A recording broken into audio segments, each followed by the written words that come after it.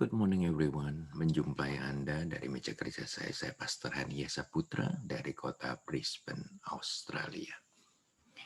Musuh dari sebuah rumah adalah rayap. Rayap ini tidak bisa dilihat secara mata, tetapi rayap ini menggerogoti keberadaan rumah itu dari dalam. Nah, ada upaya manusia untuk menyimpan racun dalam kehidupannya. Mereka terjun ke manajemen yang bernama sin management. Ada dosa, mereka tahu itu dosa. Tetapi mereka tidak membuangnya, mereka tidak membencinya, dan tidak juga meninggalkannya. Melainkan mereka cuma mengatur dosa ini semikian rupa, sehingga secara perlahan mereka membunuh diri mereka sendiri. Dan tidak ada kesempatan lagi untuk berbalik. Kalau rumah itu sudah dimakan rayap dan roboh, tidak ada kemungkinan rumah itu bisa berdiri dengan sendirinya. Itu semua diakibatkan karena cinta mereka akan dosa. Mereka masih memelihara, mereka masih mengasuh, mereka masih memberi makan dari dosa itu sendiri. Betapa bodohnya tindakan kita pada akhir zaman di mana kita sudah menerima kasih Tuhan yang begitu besarnya dalam kehidupan ini. Ya, 1 Yohanes 2:15, 1 Yohanes pasal 2 ayat yang ke-15 mengatakan demikian. Janganlah kamu mengasihi dunia dan apa yang ada di dalamnya. Jikalau orang mengasihi dunia, maka kasih Bapa tidak ada dalam orang itu. Ternyata ada satu kasih yang bisa menggeser kasih Tuhan di dalam kehidupan kita semuanya, yaitu mengasihi dunia.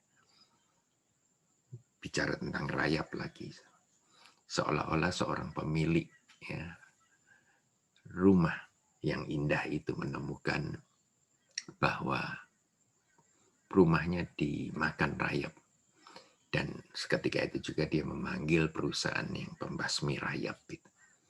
Nah, setelah inspeksi dan pemeriksaan, maka dianjurkan buat memberikan racun level tinggi untuk memusnahkan rayap di rumahnya. Tetapi sang tuan rumah mengatakan demikian. Janganlah memusnahkan mereka, karena mereka ini ciptaan Tuhan juga. Tetapi usahakan mereka tidak masuk ke dalam rumah. Tidak mungkin kita bisa berkompromi dengan dosa. Hati dari orang yang memelihara dosa.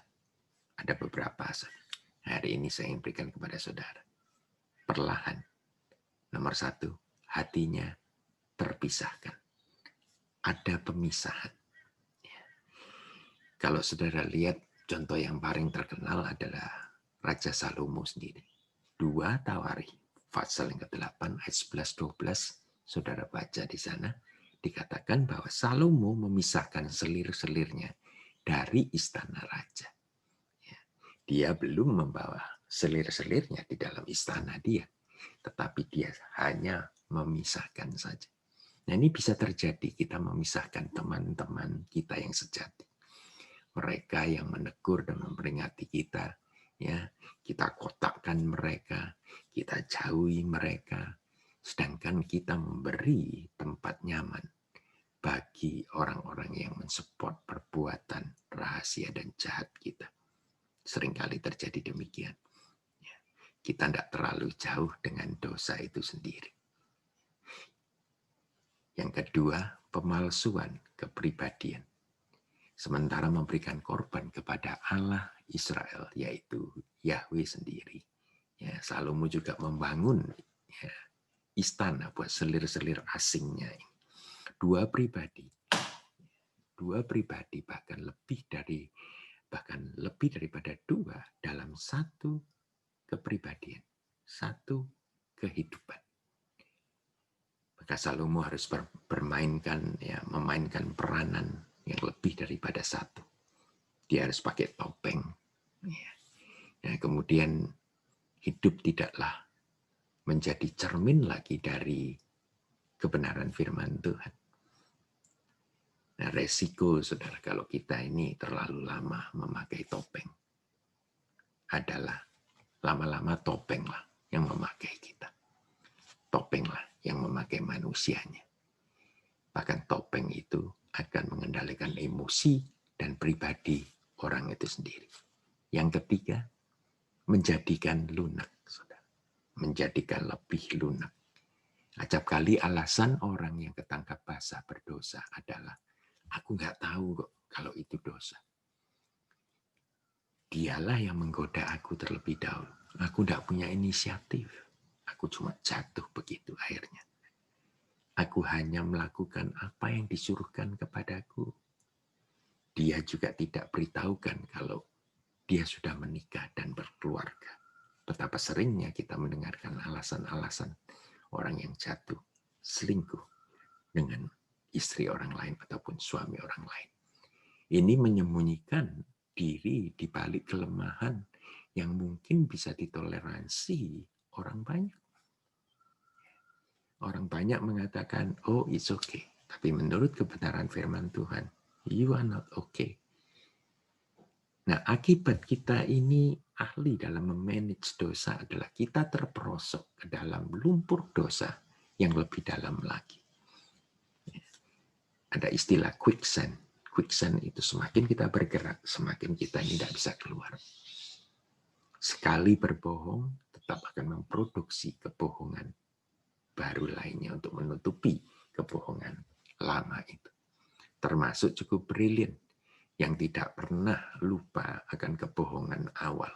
Ya, saya harapkan tidak ada satupun di antara kita yang mendengarkan ataupun melihat video ini yang profesionalnya adalah tukang berbohong.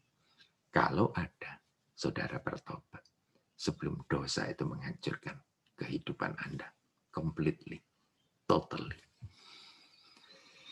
Nah, kecurigaan orang sekitar Anda akan semakin besar. Saudara tahu bahwa bohong itu punya bau. Bohong itu punya aroma.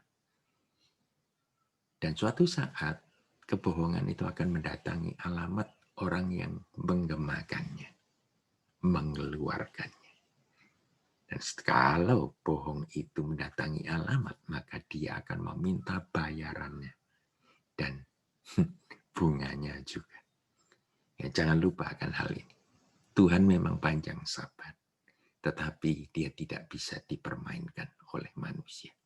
Penghukumannya juga akan semakin menumpuk ya, selama kita berhura-ria dalam kejahatan kita. Be careful. Camkan itu. Kalau ada hati yang tergerak, tergetar, bertobatlah. Ingatlah bahwa hanya Roh Kudus saja yang masih bisa menggetarkan hati manusia yang jahat. Hari ini peringatan buat kita semua, termasuk saya juga. Memang kurang nyaman di hati, tetapi membuat kita buat mawas diri. Sebab hati ini kita yang harus jaga. Tuhan sudah selamatkan kita, Tuhan akan selamatkan kita, dan Tuhan sedang selamatkan kita. Amsal 4 ayat 23 mengatakan demikian. Jagalah hatimu dalam segala kewaspadaan. Ya, sebab dari situlah terpancar kehidupan. Sekali lagi, waspada. Berarti ada sesuatu yang licik, yang kadang-kadang manusia biasa tidak menyadarinya. Tiba-tiba terperangkap begitu. Itu adalah dosa. Don't manage your sin, but kick out your sin from your life. Ya, tetaplah indah sobat, dan tetaplah kudus. Sebab dari sanalah saudara dipanggil untuk tujuan saudara hidup kudus. Ya. Saudara akan melihat Tuhan. Oleh karena kekudusan daripada Roh Kudus yang ada di dalam diri Anda sendiri. Jangan ganti penghunian Roh Kudus dengan dosa-dosa yang seperti rayap yang akan menghancurkan kehidupan indah Anda. Jesus came to destroy sin, not to manage it. Remember that and stay beautiful. The Lord bless you.